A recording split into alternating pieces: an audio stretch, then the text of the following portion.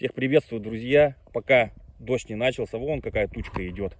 Быстро собираю падалицу, так называемую. Это у нас яблоки, которые уже упали с яблони, лук и чеснок прибираем.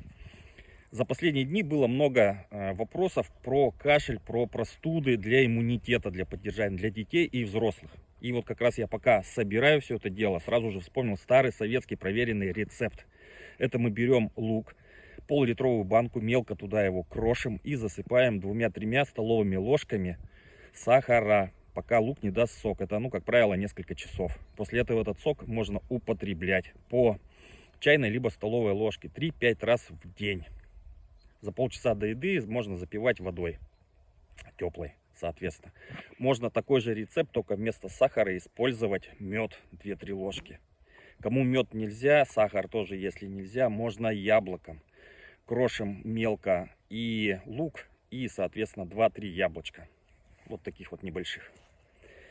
И будет все замечательно. Это и для иммунитета, и очищение организма. Кстати, луковый сок — это и профилактика остеопороза, в том числе. Не все об этом знают.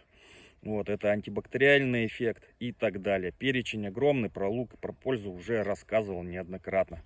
Поэтому принимайте на вооружение и используйте.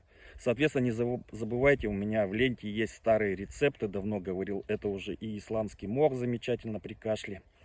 Это и редька с медом, тоже изумительно.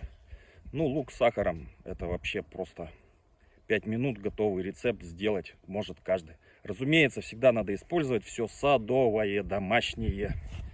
Вот у меня тут боярышник, скоро будет готов. Там яблоньки.